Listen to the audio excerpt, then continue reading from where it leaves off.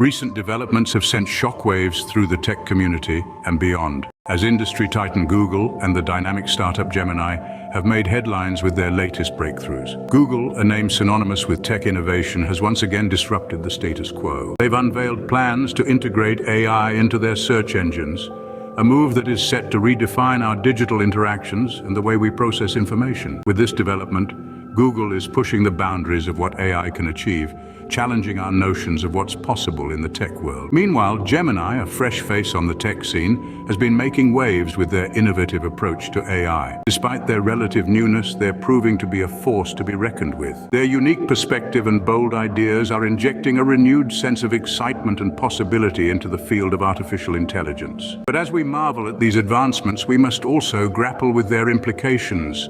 The United States, recognizing the potential impact of these developments, has taken swift regulatory action. They're leading the way in crafting comprehensive laws to ensure that this new era of technology is responsibly managed and ethically sound. This rapid response underscores the urgency of the situation. It's a reminder that as we embrace the possibilities of AI, we must also confront the challenges it presents.